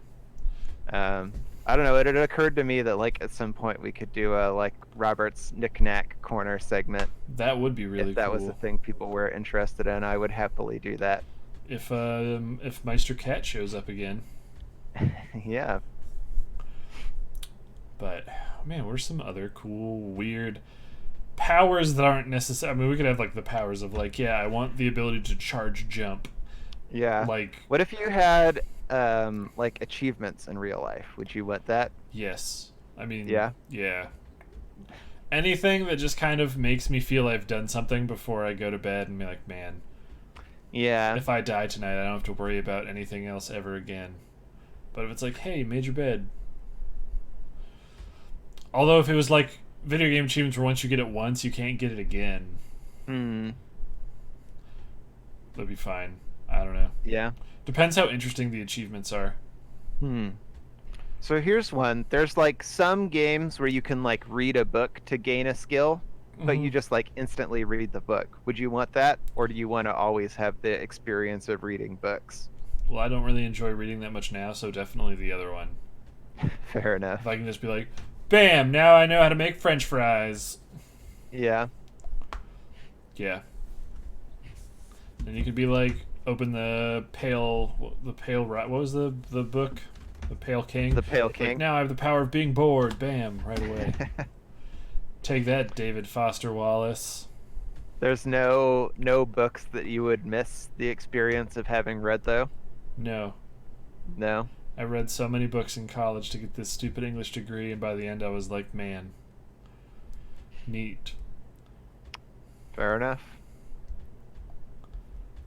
Yeah. I've never read a book that I've been like, this changed my life forever. Hmm. There's just been like, at best, like, that was a really cool story. Yeah. Like, 1984 was one where I was like, that was a cool story, and it made me go, oh, for a little bit, but now we just all have Amazon Alexas in our house, and they know what all of our favorite kinds of pizza are, so it doesn't matter. Yeah. That book didn't stop the world from turning into what it is. No, not really. What can you do? Eat more pizza. Can't eat more pizza. I'm trying to So think. another one from Castlevania slash Bloodstained that I Wall would like. chicken? What? Wall chicken? Wall chicken in Castlevania? Where you would whip certain parts of the wall and then fully cooked chickens would fall out of it? That would be. I don't know if I would want that in real life or not. Like, I like the idea that I could like wander into some random building and they would just like not stop me while I kicked their wall in and then pulled the chicken out. I mean, it's just like side-scrolling beat 'em up time. You kick the garbage can and a full roast turkey's on the ground or an apple, and you just pick it up and you eat it. Yeah. Oh, that's a good one. Like if every trash can you knocked over had like actual good food in it. I would not. Well, no, I wouldn't want that one because then everyone would just be kicking over trash cans all the time. Yeah. Fair enough. But anyway, sorry. From Castlevania and So, what I was thinking about, well, a couple things. Like, one is just the ability to have, like, familiars that follow you around, I would really like. oh, okay. But, like, I was specifically thinking of the fairy has this one thing where it will, like, point out walls where secrets are hidden. And, like, if you could just have a little thing in life that would be like, hey, there's a secret over here. Come check it out. So what you really want are just life secrets. Yeah. That'd be cool. Like all those images online where it'll have like, I'm trying to see if I can find some of those pictures where like things like, if video games have taught me anything, if I rotate this manhole cover 80 degrees to line up all of the lines with the street colors, a secret door will open. There's Yeah. like, One that I would like if it was only me who had it is just that thing in like games where you can wander into anyone's house and just like rummage through their shit and take some of it and they don't care. that would be a good one. Okay, like yeah, this one if I can ah.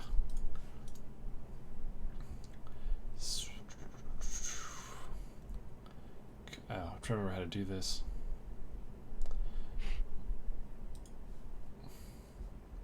Put it in the Discord, I guess.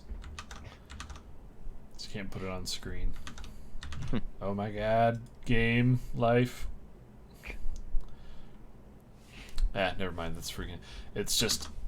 like in this room there's like 4 urinals and they're all spaced out on different walls but like in a nice order, and there's like a weird thing on the ground. I don't know. It's like if all 4 of these urinals are peed into at the same time, a boss door will open. That would be kind of disconcerting. Oh, even more than that, what about like every time you... bosses? Yeah. If you had to fight bosses in real life, yeah, it'd be pretty rough. Do you think you could... I feel like I'd have a hard time with life. Do you think you could take your boss in a fight?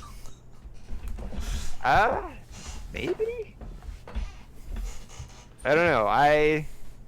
I am not much of a fighter. I don't know, like, I think someone would have to like really bring the rage out of me in order for me to like stand any chance in a fight, because I just like couldn't hurt someone unless you had driven me to a place where my like mind had snapped a bit. But I guess if you like get me to that place, then maybe. Makes sense. I guess. I don't know. I feel like she would probably beat me up though. Okay. I was like, if we're going like the Deus Ex route, like maybe you don't actually have to like fight them. You can. It's just more of they have to be defeated by a certain subset of rules. Yeah. To achieve victory, and then you get a big dump of XP, and then they have to drop a reward for you. So that's what it means to like get promotions in the world that we are talking about. Is like, yeah, you're gonna get more money, but you're gonna have to also deal with people trying to fight you all the time, and you have to have rewards to give them. Yeah. Then, like, National Bosses Day wouldn't be such a bullshit holiday that corporate America invented. Because, I mean, being a boss is hard. Yeah. But... yeah, if your thing as a boss was that you were having to constantly fight your subordinates. But if you're like in a big corporation, you also get to fight your bosses. Yeah, it's the CEO who's the most worried. Like that way, they'd earn the millions of dollars that they get. That'd be cool too, because then the CEO would always be like a grizzled old man with an eye patch. I know, like there's a bunch of Final Fantasy 2, but I was thinking of like Fire Emblem villains who are like sexy ladies who got there through cunning. That's true. Because it depends what the fight is. Like you get in and then like it's like you have to answer my riddles. Yeah. I don't know. Go for like. Or if just like the boss was a giant spider. I don't know how the shareholders would feel about that. I mean, the spider won all the fights before, so... So wait, what can you do about it? Are we talking about, like, if you defeat the boss, you become the boss? Yeah, right? Is that not what happens? No, I was saying, like, it's still, like, normal work America where, well, I just say normal work America doesn't always promote those by merit. It's normally nepotism. Yeah. But something, like, where, like, yeah, you've been here the longest, so you get to be the boss. So even if the boss loses, they're no longer the boss. They're not the boss anymore. Yeah. They just then have to fight someone else. They could. So that would just be what it is. It's like you don't stop becoming the boss once you lose a fight. It's like a raid boss in an MMO. After a period of time, they'll respawn or something. I don't know. Yeah. But for you then, like, what happens after you beat the boss? Like, well, if you leveled up enough to be more boss? Well, I guess it would be, say you beat the boss. And you've leveled up enough that your job, and then you level up in a way that makes you more qualified to be the boss. Then yes, then maybe the company will be like, okay, now you're the boss. But if you're like level 1 and you're like, I beat the boss, but now I'm level 2, but that's really not still enough to be the shift manager at the KFC. So then you just keep grinding out. Maybe you'll bump against the boss a few more times until you get the drop you need that gives you the pants that make you that teaches you all of the 11 herbs and spices. Yeah. and then maybe your boss will defeat their boss, and they'll move up the ladder, leaving a spot for them to have a big tournament quest to pick the next boss. I think it would just make life more fun. Yeah, that's true. It would be a little inconvenient though when like every time that you go into KFC, you have to wait for the employees to finish fighting the boss before they. That's exactly what I was thinking. Is like you never get any food at McDonald's. There'd have to be like some like universal rule set up where it's like bosses can only be fought a number of times and at certain points in the day. Yeah. So it's not just like a WWF hardcore match anytime, anywhere sort of setup. Yeah, it's just like before close, everyone has the chance to fight the boss. Mm-hmm. And if you beat him, then you get to take home the money from the register. Oh man. That's pretty good. Just make sure no one else has been using your register. Yeah. Oh my god, I hated working at McDonald's so much. Yep, working retail is pretty rough. I guess that's food service, but just customer service is Customer service rough. is the worst thing. And having to have a drawer with money in it that you count down. It sucks as like the manager too. Like when I was the assistant manager at a certain Halloween store and would have to be responsible for the cash drawers at the end of the day, that sucked and I hated it. I mean, I guess that's something you wouldn't have to really worry about in video game thing either. It's like if someone goes, "This is $4," and then they just hand you $4, and the transaction cannot be completed unless they have given you $4. Yeah. And then you'd know if there wasn't enough money in the till, someone robbed you. Yeah. This video game world will just make existence better for everyone. The way that stores work in video games too, I would like in a video game, you don't go into the store and like have to walk through all of the aisles and find the stuff. Like even if there are aisles, you just walk immediately to the counter and tell them what you want, and they poof it into your inventory. But would you like that if that's how it worked at Walmart? What do you mean? Like, because there's hundreds of people in a Walmart at a time. Yeah. So they would all be in line at the register to get what they wanted. Yeah, that's true. I mean, maybe you just put in more registers. But I guess if it worked like Red Dead Redemption, where you can either one, physically go pick it up, or two, just walk to the register. Yeah.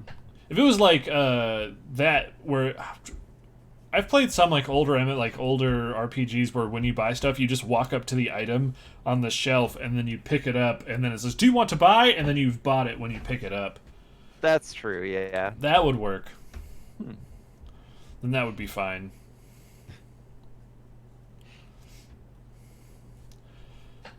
I mean, generally in video games, food just looks more delicious. Especially like Japanese games. But you never really get to savor the deliciousness of the food. Like when you eat it, you just pop it out of existence and get its benefits. You've clearly never watched Monster Hunter World eating animations. That's true. I have not watched that. I wish Will was here, then he would tell us how wrong you were. Yeah, those ones like... Have you ever played Monster Hunter World? Uh-uh. I feel like that's a game you would like. Probably. The reason I didn't play it was because I was like, I feel like I would like this game, but I wouldn't get enough out of it to justify the time that I would put into it. It would be a game where I would like play it for a couple weeks and then stop and be like, oh god, what did I do with my life? But you're not wrong. But that one is before every mission you're supposed to go to the canteen and you have a cat make you dinner. Mm-hmm. And there's an elaborate, fun, like, animation of them, like, cooking the meat and sizzling it, and then they put it on a tray, and then they pop the lid off, and then you and then your little cat friend go, "Whoa!" and then just start digging in and scarfing and pulling the meat apart, like it shows you eating it. And they're always eating it with such gusto, like, this is the best thing they've ever had, and I'm like, that looks awesome. Every part of that sounds really great, especially the part where I buy the food from a cat and then like eat it with a cat. And that I cat want is that. really jacked, and his name is the Meowscular Chef. That's pretty dope. And then even in Yakuza 6, you actually, like, he kind of does a little animation when he's eating it, and he's like, my. And he'll say, like, this is the best thing I've ever had. Kiryu loves everything he has ever eaten. But yeah, for the most, like, Final Fantasy 15, they just, like, show you the delicious food, and then it's just, boop. Yeah. Gone. Gone in an instant. Huh. Let's see, is there anything else? I'd like if we could go for about 20 minutes more, make it a good 2 hours, because we've had enough people that this will boost our time. But I'm trying to think of what other powers. I want to know what 31899 was talking about with fishing, fitting, and fine. Yeah, me too. I feel like this is a riddle.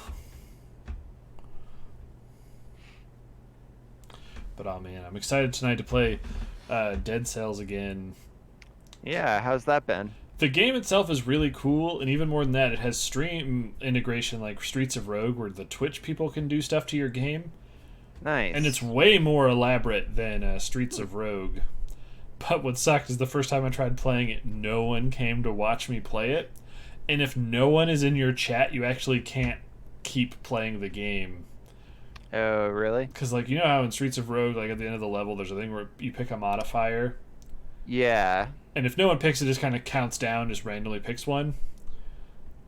The game does that too, but it won't count down. Like, it just goes, pick one of these things, and if no one's there to pick one, the door to the next level just won't open.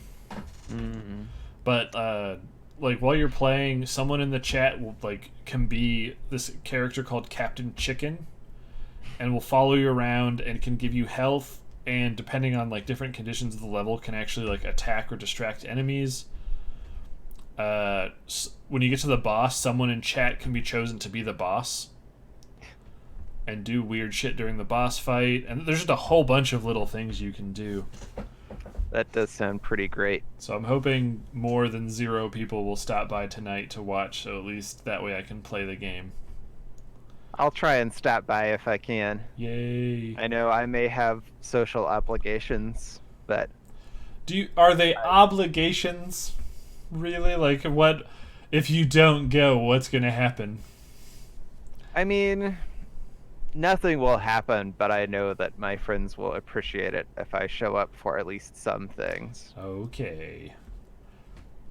But I also don't like big parties or being around people, so... I mean, you just pop out, say, hey, everyone, and then you tell them all to get on Twitch.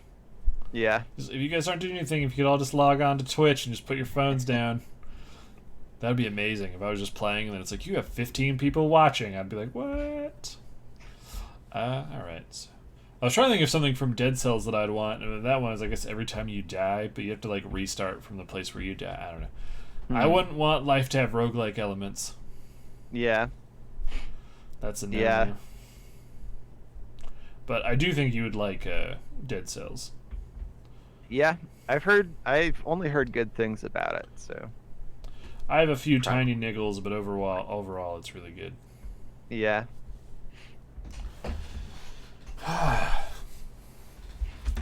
There's clearly more people in the chat than just us, and I want to know what their thoughts are, but they're being really quiet. And I don't want to out them and be like, you have to talk. But I'm trying to think of, like, what some of our favorite games are. Be like, what stuff from that? And basically everything keeps going back to, like, Bethesda game mechanics. Was like in Life was like in Condemned, where you can investigate things just by like pointing an object at them. Would you want that? I guess, like, what would be the context of it? Like, I don't know how that would I don't know how that would work in, like, our lives, because we're not normally investigating things. That's true. I guess I work for people who are investigating things, but I don't really...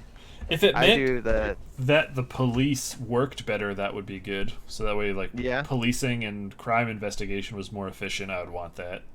Hmm. Yeah, that's true. Video game police are always really bad at their job, though, it seems like. They are bad at being realistic police because they're either bumbling idiots or they're bloodthirsty hack murderers, like in the GTA franchise, where they will chase you off a bridge so that they can swim up to you and shoot you in the face. Yeah, which is not good. No, that's not good. That's not good police work. I'm trying to think of something where, like, if you did good enough stuff, you could get away with committing minor crimes like the Jarls in Skyrim. I mean, the Thanes in Skyrim. Yeah. Or you just, like, walk over and just take a ham sandwich off of someone's plate, and they're like, hey! And they're like, I'm the Gimbal Gop of Detroit today. And they're like, okay. I mean, if you're in a position of power, that is probably true, like, to a certain extent. Like if one of the upper bosses from the place that I worked walked up to my desk and just, like, took my sandwich, like, what could I do, you know? Like, I could be like, oh, I guess I was thinking, like, committing actual, like, crimes in public. yeah. Because if he did that in public, you could be like, what the fuck, Dave? And then everyone would be like, Dave, what the fuck? I mean, I still think that's probably true for, like, people who are in positions of power can get, like, beneficial treatment even out in public. But I guess being able to get to that position of power where it's like, I did enough good deeds. Yeah, that's the tough part. But I mean, like, in Skyrim, to become Jarl, you have to kill a dragon. So, like, Well, that's the Thane of that one place. You can just become Yeah. the Thane of all the other ones just by doing good deeds. hmm, That's how you become the Thane of all the other ones. gotcha. Is you have to become famous enough by helping enough people in that thing. Hmm. What about, like, a karma system where you can just be really, you can do, like, I helped enough old ladies walk across the road that I can just walk into this store and just steal an Xbox Scarlet, and people will be like, No hey, one cares. but I won't become a villain. I mean, that would be nice if it was only me who had that power. But wouldn't I that mean feel that, like well, why wouldn't you want society to have that power? I guess it depends on, like, how much you can abuse the karma system. Mm.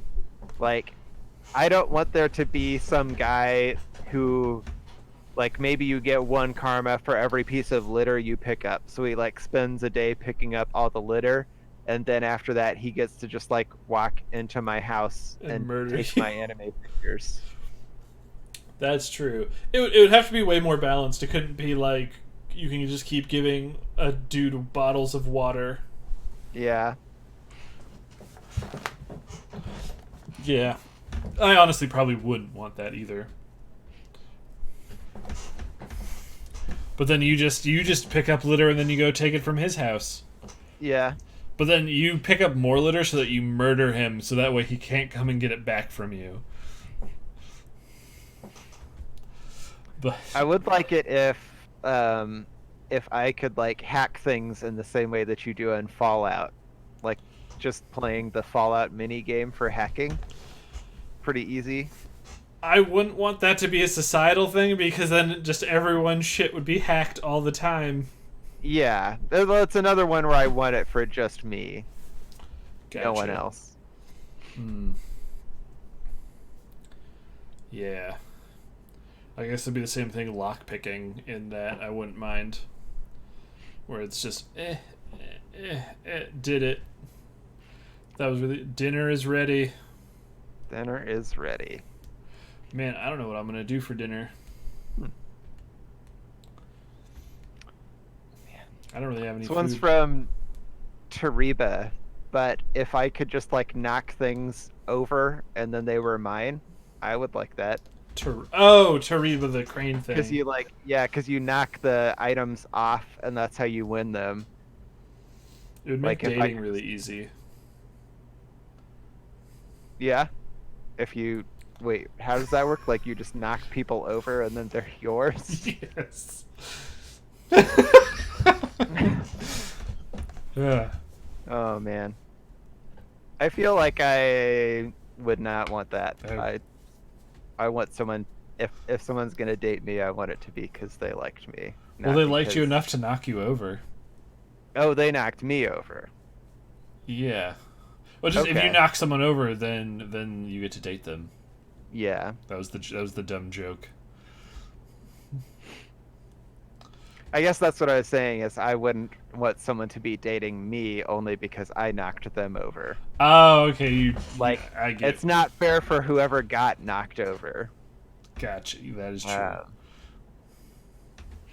and yeah, that could also be like bad for me if like someone who I didn't like knocked me over, but I was like, well, you tipped me over on the floor, so It would I guess we're dating now. even more like the Tariba meta like comparison is you're just like waiting at a bar and you just watch all these other people trying to knock this hot lady over and then they're like and then but she's almost off the stool so then you run up and knock her over Yeah. and she's like dang it and you're like yep gotcha. All right, that would be weird. That would be weird. I don't think I want that in real life. I am also probably 100% positive I don't want that unless like you could only knock someone over who wanted to be knocked over and liked you, but that would just be weird. Yeah. I guess in my thing it would be like, do you know if someone really likes you, you just walk over and try to knock them over, and if they don't fall over, it's like, nope, it's not meant to be. But if you knock them over, it's like, oh, you really do like me? And they're like, yeah, I just didn't know how to say it. I didn't know that I would really like you until you knocked me over. Yeah. You're like physically knocking down the emotional and psychological barriers of dating for the first time. Yeah. You just know that you're meant for each other because you knocked them over. See, now it's become sweet and beautiful, Robert. Yeah. That's true. Saved it. It's well, it's just like I guess in that universe, soulmates are at least like innate dating compatibility is a thing. Mm-hmm. I was trying to think of something like that where like getting someone to date and fall in love with you in video games is like normally really easy. Yeah.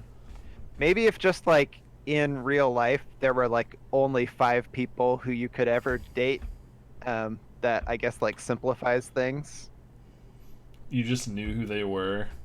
Yeah. But like what if she You, was like, in like Siberia? I mean in the video games they never are though, right? Like But that's because the we're video game living in the doesn't take world where the place. video game is real. So like But wouldn't that's those because like people the video be- game has to take place on its map because it has limited space. But if we're doing it in real life, you have the entire world is the world that you're exploring. I guess that's true. Yeah, but I mean, like, I guess if you at least know where those people are, Mm-hmm. then you can, like, shoot them an email.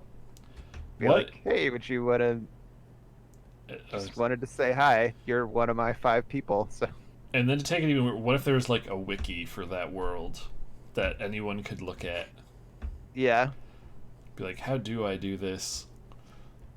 Huh.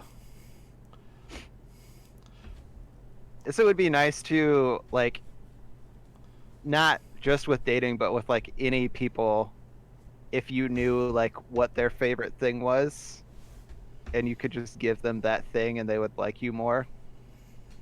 Like, But I mean, that kind of if works you in just- real life. Like that's you just that's ask. true, but you can't, like, give the same person 5 chocolate cakes. Ah, okay, in I one see what day, you're and they're saying. Like, that was a normal thing for you to have given me 5 chocolate cakes, and I like you now better than I did before. I mean, I'm gonna be honest, Robert. If you gave me 5 chocolate cakes, I would like you more. Yeah. If you're just like here, I'd be like, I'm gonna die of diabetes. But man, that Robert, he's a go-getter. Is there an upper limit on the number of chocolate cakes that you would want to receive, though?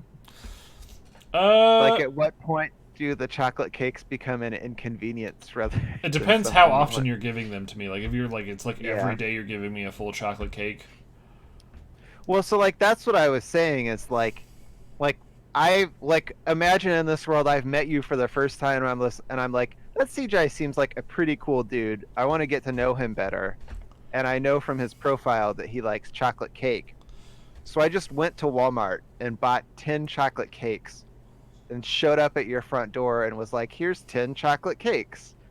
And you were like, I really, really like you now. But you also now have 10 chocolate cakes that you have to deal with. In this exact instance, I wouldn't be mad. I'd be like, oh, I'll eat the cake that I can eat, and then I guess I just throw away the rest of it. But if it was like, they like butterflies, I wouldn't like it if you just kept coming to my house and giving me live butterflies. I'd be like, no.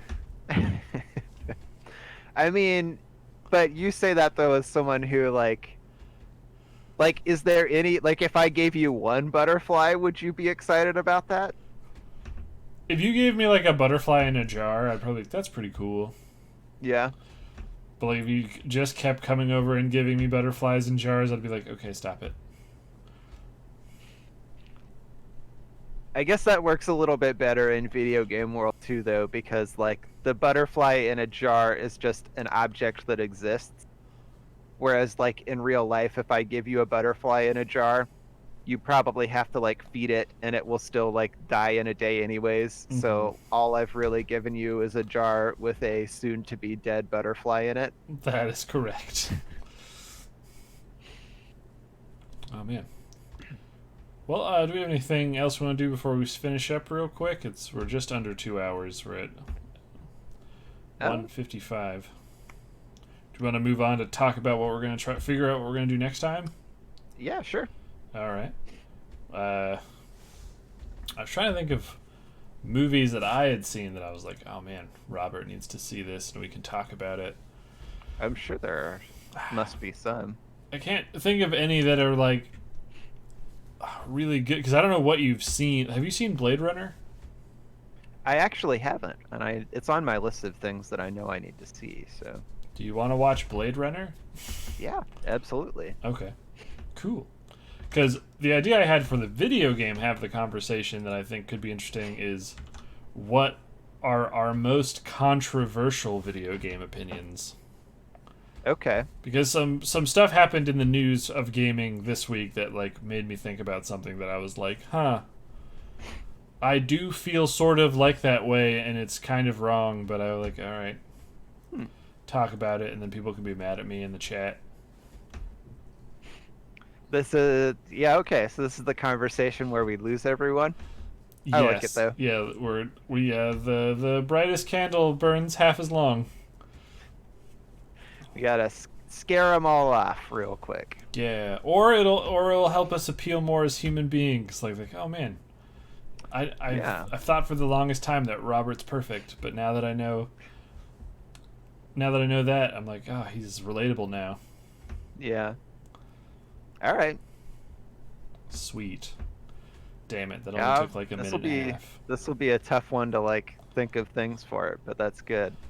Yeah, I only really have a couple, so I don't even know how long it's going to be, but I'm hoping with these clickbaity-ish titles, people will pop in and be like, here's my opinion, and I'll be like, wow, Dong Slayer 75, that is weird. But I respect that you put it in here and didn't use any hate speech. I don't know. Pizza spin my pillow away. But that's what I'm hoping for to get out of it is not just us, but maybe hopefully 31899 will show up again and be like, yeah, I really hate dogs, and we'll be like, whoa, that is controversial. And maybe they'll explain what fishing, fitting, and fine means. Maybe. His controversial opinion is anytime there's an F, there should be a PH instead.